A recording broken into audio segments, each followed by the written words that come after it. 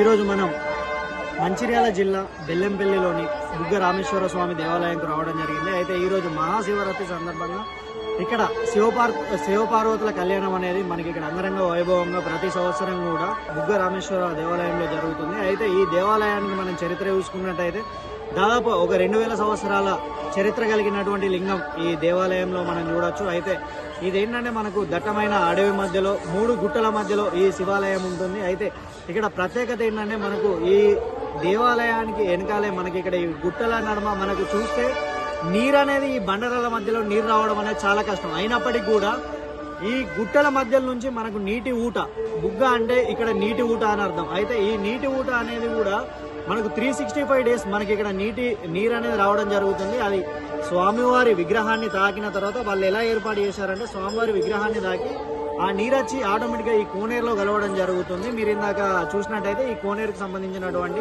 వీడియోలో మనం చూడొచ్చు. ఆ నీరు వచ్చి ఇక్కడ ఈ కోనేరులో ఎవరైతే స్నానాలు దూర ప్రాంతాల నుంచి కానీ వచ్చిన వాళ్ళు ఇక్కడ ఈ కోనేరులో స్నానం చేయడం జరుగుతుంది. అయితే ఇక్కడ స్వామివారు ఎంతో మహిమగల్ల స్వామివారు, ఇక్కడ మొక్కిన వారికి కొంగు బంగారం అవుతుందని ఇక్కడ భక్తుల యొక్క గట్టి నమ్మకం. అదేవిధంగా ప్రతి శివరాత్రికి కూడా ఇక్కడ అంగరంగ వైభవంగా స్వామివారి జాతర